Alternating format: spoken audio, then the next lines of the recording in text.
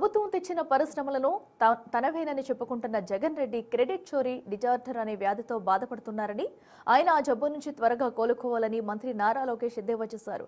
YCP అహంకారం వల్ల 11 సీట్లకే పరిమితమైందని, TDP నేతలు గర్భం వీడి ప్రజలతో మమేకమై వారి సమస్యల పరిష్కారానికి నిరంతరం కృషి చేయాలని మంత్రి ఆదేశించారు.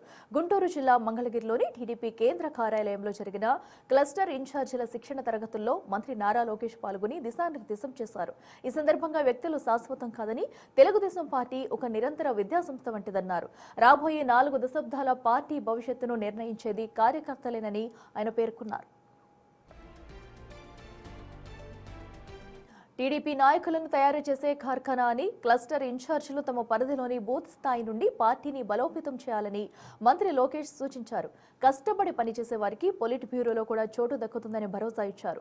పార్టీలో ఎవరి సిఫార్సులు చెల్లవని, మై టీడీపీ యాప్ ద్వారా పనితీరును సమీక్షించి సీఎం చంద్రబాబు నేరుగా పదవులు ఇస్తారని తెలిపారు. కార్యకర్తే అధినేత అనే సూత్రాన్ని అందరూ పాటించాలని పిలుపునిచ్చారు. 2019-24 మధ్య చంద్రబాబు అక్రమ అరెస్ట్, పార్టీ కార్యాలయంపై దాడి, కార్యకర్తల హత్యలు వంటి ఎన్నో దారుణాలను ఎదుర్కొని నిలబడ్డామని ఈ సందర్భంగా కార్యకర్తలకు మంత్రి లోకేష్ గుర్తు చేశారు.